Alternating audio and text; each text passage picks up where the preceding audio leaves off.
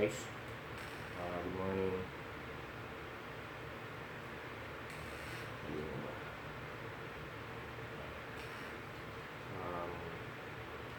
Today mega unboxing tayo ng mga nakap ko ng weekend at nung nakarang linggo.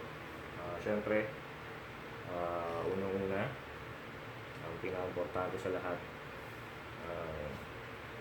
future ng basketball.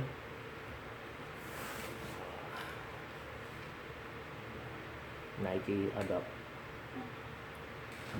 So, sabi ko nga, siyang future ng basketball kasi nag-auto-lay siya. So, kita nyo naman, box pa lang. So, google nyo na lang kung magkano ang resale value nito. Ayaw ka na magsabi ng presyo, baka sabihin mayabang ako. So, ito na siya. By the way, size 9.5 to. Hindi ko pa nung mabubuksan ha, ngayon lang. So, baka sabihin nyo, binalik ko. Ang hirap ibalik niyan. So, ano ba? Okay, umpisa natin sa left pair. Okay. So, this is the left pair. Nike Adapt. So, ito yung shooty.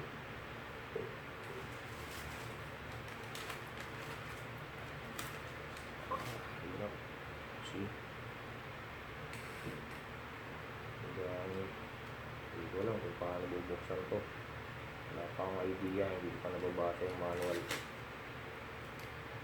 So, ayan. Ito, umiilaw to. Ayan to. And by the way, nasa-charge pala to. Papatong nyo lang siya sa pad. Open ko na yung right pair. So, this is the right pair. Okay.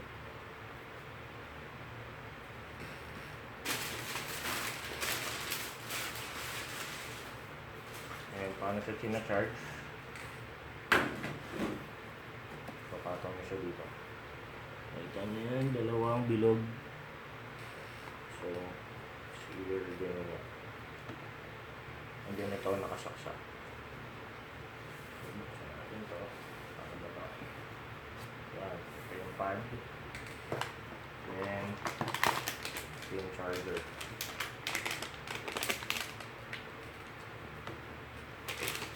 So, yan, ito yung charger. Nakapako na. Hindi ko muna sa bubuksan. So, ito yung manual. So, box pa lang. Sobrang presentable na. Electro Adaptive Reactive Laser. So, paano ba ito?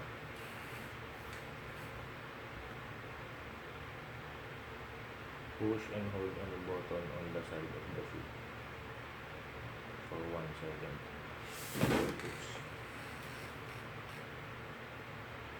So guys, ayan, pinagod ko na.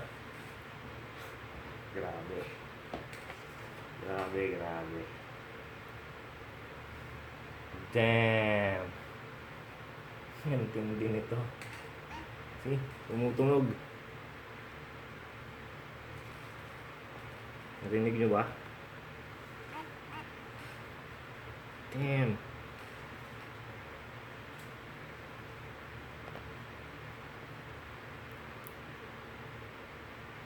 Wala na siyang charge.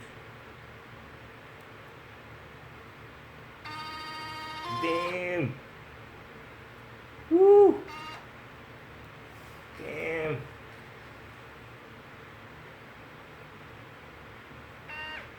Woo! So, sumisikip siya at lumuluwag. Grabe. So, paano nyo siya i-charge? Saksak nyo lang dito yung cord. And then, nilalagay nyo lang din yung sapatos dito. By the way, may app to na kailangan nyo i-download. Ayan. Sobrang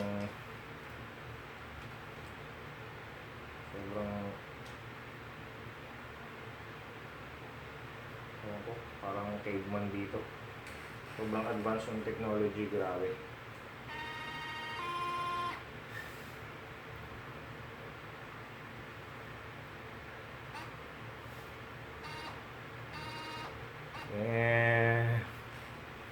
Oh well. So yeah. Yun yung pinaka-inabangan ng lahat last week.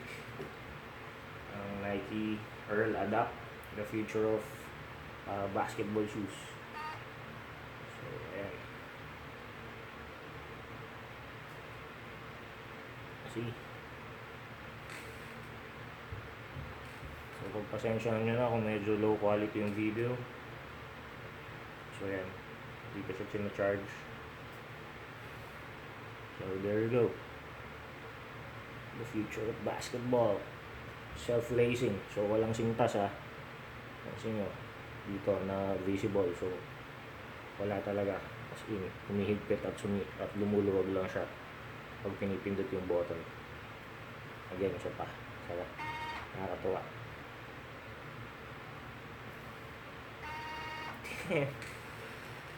Okay.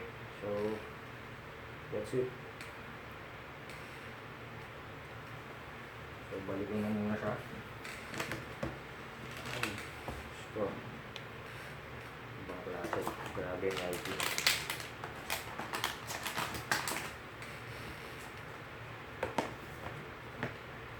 Balikin na muna.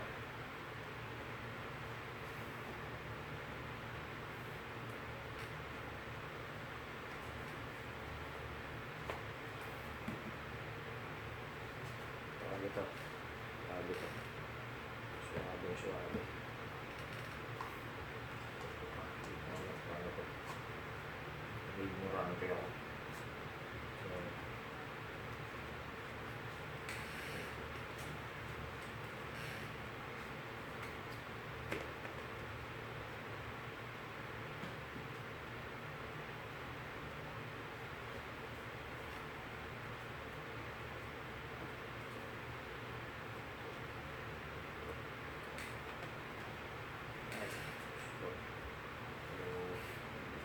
alam, paano babalik.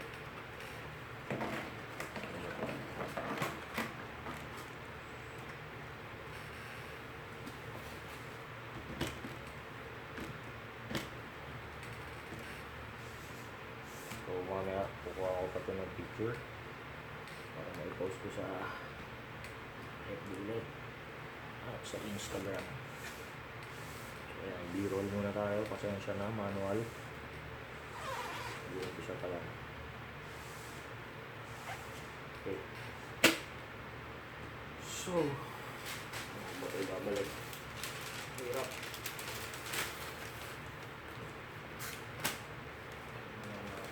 Picture pa.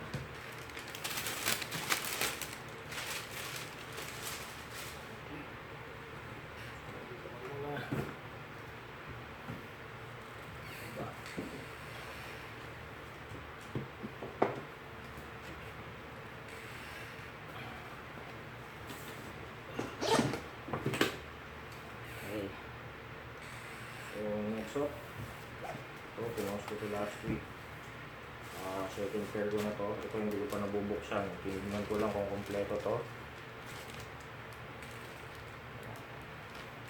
Then, okay na. So, ito yung Jordan 3 Air Max 1 Tinker. So, second pair ko na to. Binenta ko yung unang pair sa isang maliit na buyer.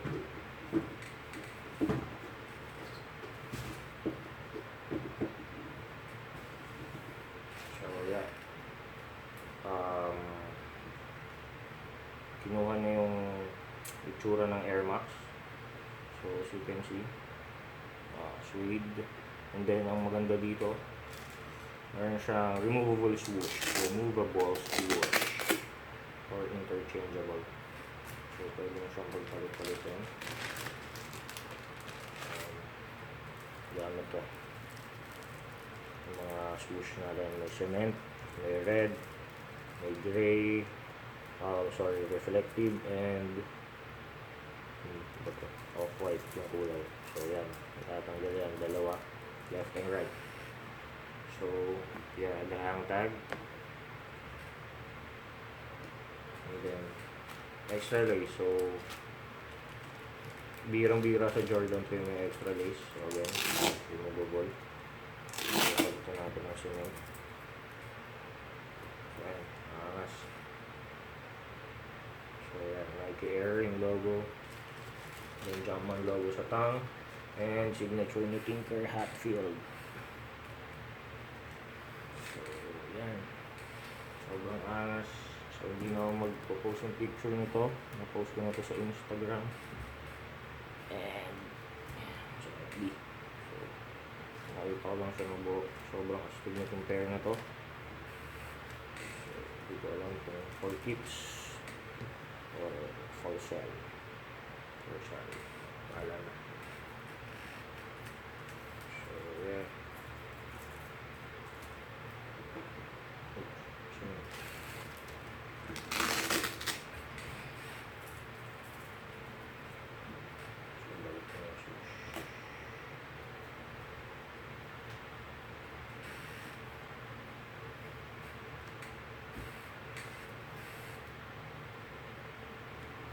So ayan. Again, B-roll.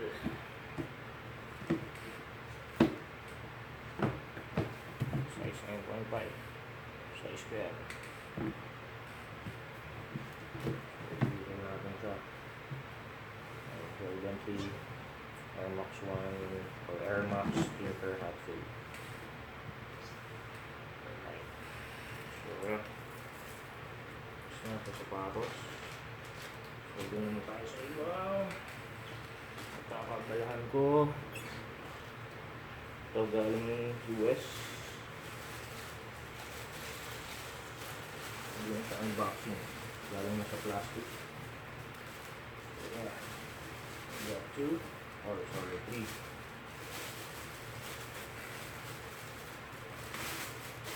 So, change the wrapper. The pink and the blue. So, shout out sa NYC Club, Top Brother Sani, and then Riders Cup, Royal Blue. So, yun siya may pangalan ko pa. So, Cup Nation Kasuga, shout out. So, galing yung US to. So, actually, siya binili. Then, meron pa akong cups dito. Hindi pa tapos. So, undefeated. 5 stripes, snapback. Akala nyo yung pinas ko na for sale before. Ayan. So, ayan. 1, 2, 3, 4, 5, 6.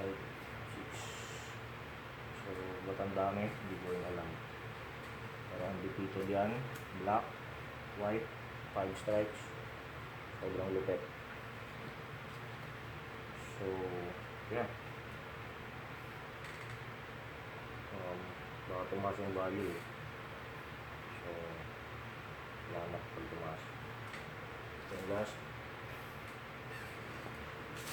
This one, matagal ko nang nakap. Shout out NPH Barney. Hook up. SRP. So,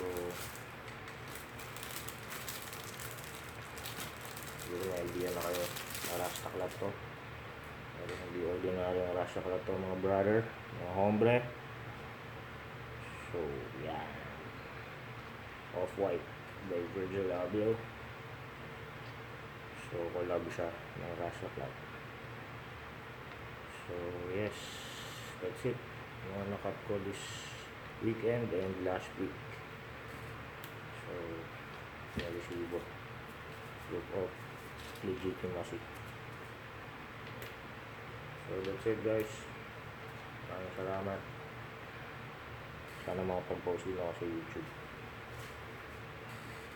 Bye.